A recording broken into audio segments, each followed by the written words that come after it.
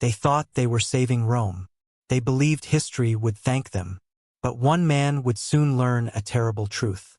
Killing Caesar did not save the Republic. It destroyed him forever. Rome was not always an empire. For centuries, it was a republic built on fear of kings. Power was shared between senators, consuls, and the people. No single man was meant to rule alone. This idea lived deep in Roman blood. By the 1st century before Christ, Rome ruled the known world. Its armies conquered lands from Spain to Syria. But victory brought new problems. Wealth flowed into the city. Greed grew with it. The Senate became divided. Old noble families fought to protect their power. New men rose through military success. Politics turned violent. Bribes, threats, and street fights became normal. Into this broken republic stepped Gaius Julius Caesar. He was born into an old but poor noble family. He was charming, fearless, and deeply ambitious. From a young age, he wanted greatness. Caesar learned how Rome truly worked. He gave speeches the people loved. He made friends where it mattered. He took risks others feared. His rise was slow but steady. He served as a general. He served as a politician. He served as a symbol of hope for many Romans. Then came Gaul. For nearly 10 years, Caesar fought brutal wars there. He crushed tribes. He crossed rivers no Roman had crossed before. He wrote about his victories as if they were destiny. His soldiers adored him. They followed him without question. They were loyal not to Rome, but to Caesar. Back in Rome, the Senate watched in fear. One man now controlled legions. One man controlled wealth. One man controlled loyalty. Among those watching was Marcus Junius Brutus. He came from a famous family. His ancestors had once driven out kings. The Republic was his inheritance. Brutus was no villain. He was educated, calm, and thoughtful. He believed in law and tradition. He believed Rome must never kneel to one man. Caesar and Brutus had a complex bond. Caesar admired Brutus deeply.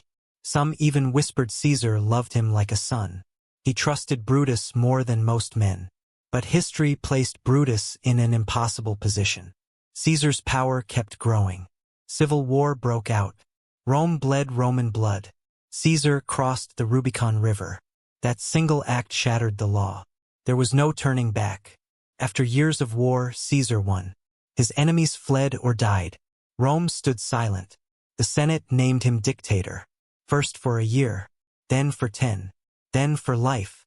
Statues of Caesar filled the city. His face appeared on coins. Honors followed him everywhere. To the people, Caesar was a hero. He brought stability. He brought food. He brought hope. To the senators, he was a nightmare. They saw a crown even when none was worn. They heard the word king in every cheer. Brutus watched closely. He struggled inside. Caesar had forgiven him after the Civil War. Caesar trusted him. But Brutus feared something greater than loyalty. He feared tyranny. He feared the end of the Republic.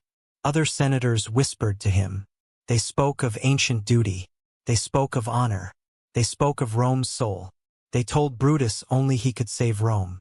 Only his name could justify what must be done. Brutus resisted at first.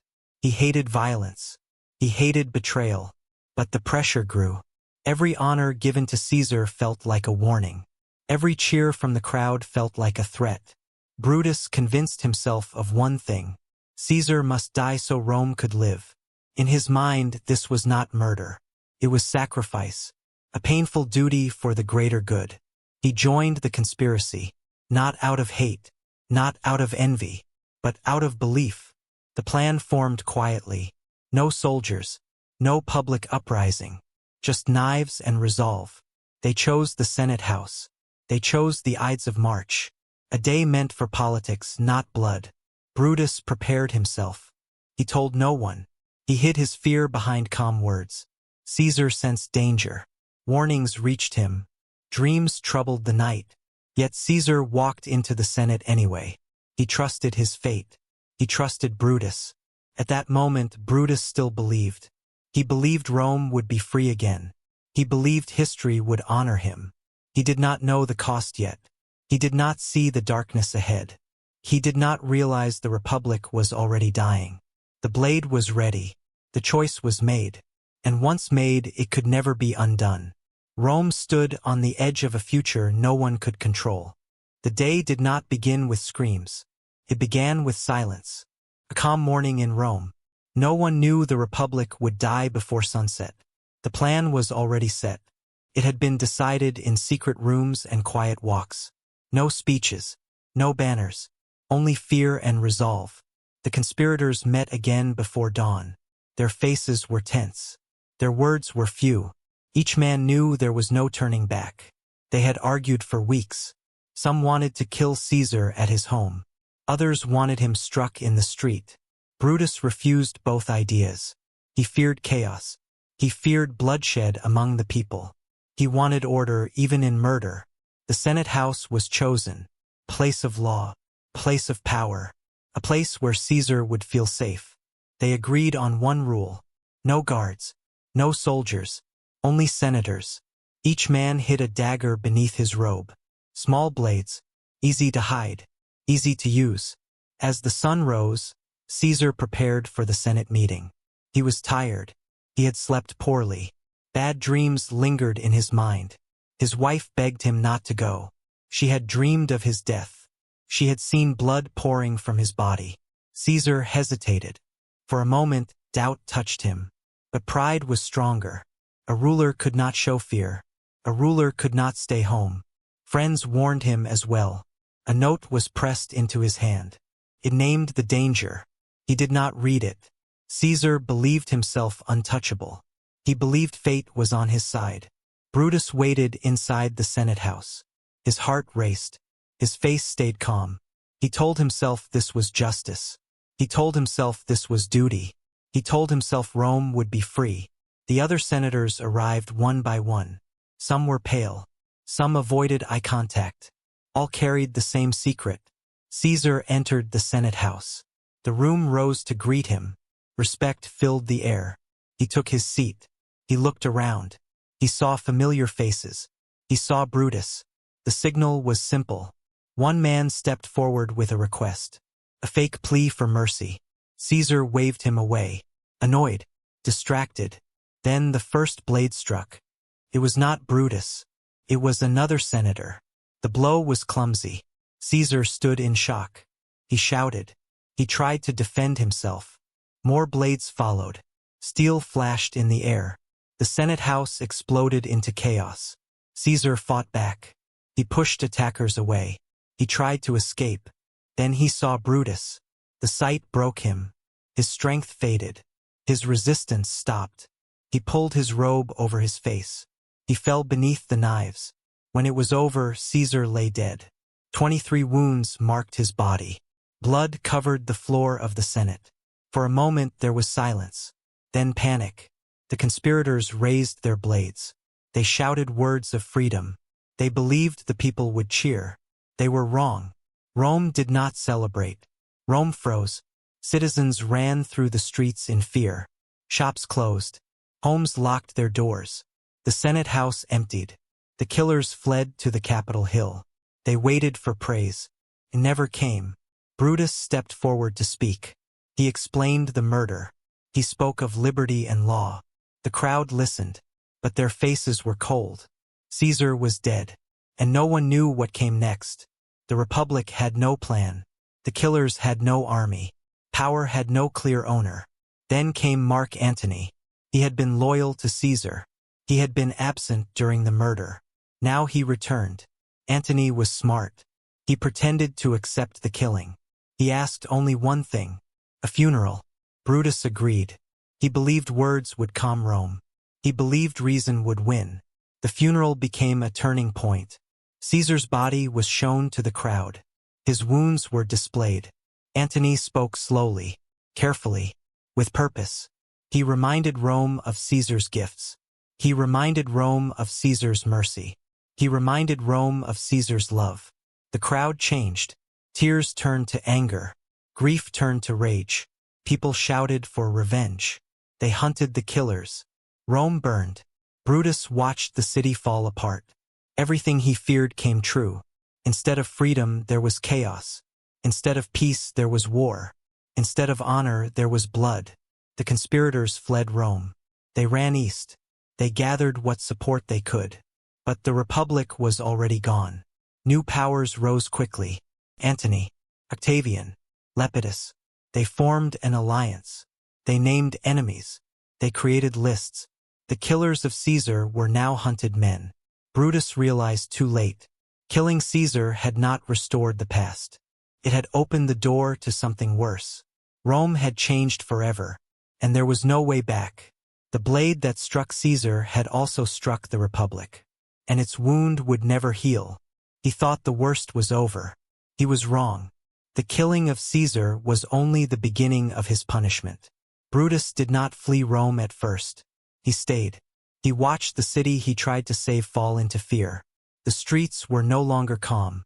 People whispered his name with anger. Once respected, he was now feared. The Senate no longer controlled Rome. Power slipped through its hands. The old laws meant nothing. Brutus tried to act like a statesman. He spoke of peace.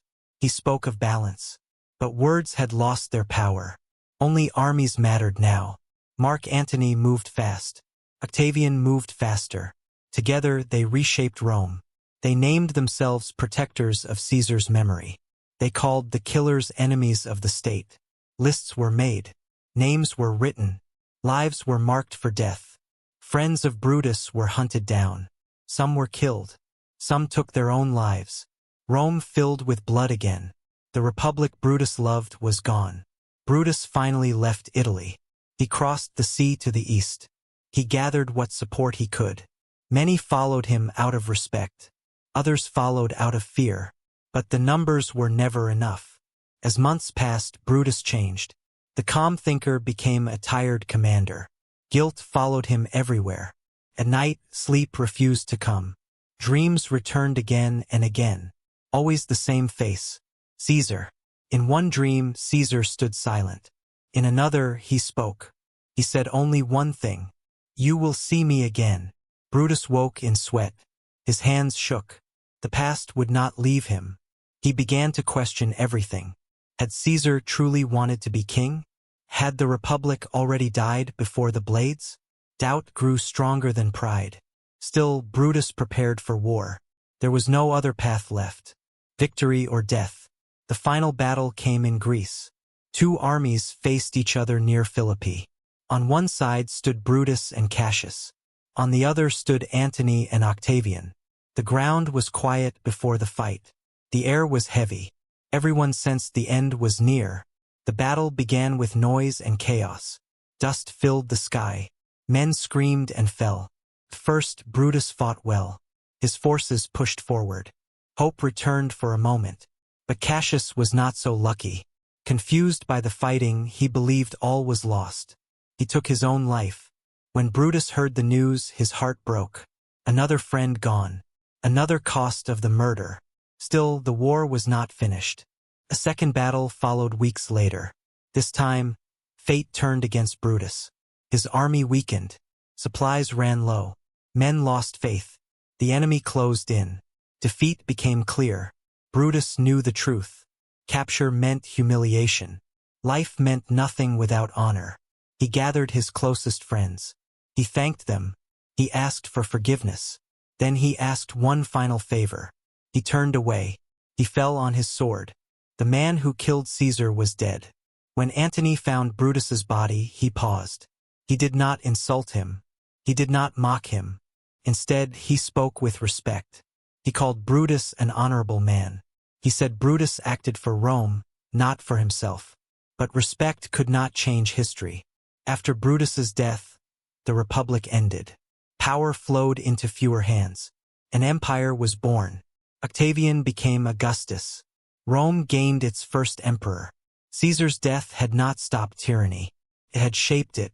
Brutus became a lesson, not a hero. A man who acted too late. A man who chose the wrong moment. His name lived on, but not as he hoped. Not as a savior, but as a warning. Killing one man could not save Rome. It only proved how broken it already was. Brutus believed in an old world. That world no longer existed. In trying to protect the past, He destroyed his future. He killed Caesar to save Rome. And in doing so, he doomed himself forever. If the story made you feel the weight of Rome's fall, subscribe to the channel, like the video to honor the lessons of history, and press the bell so you never miss the stories that shape the world.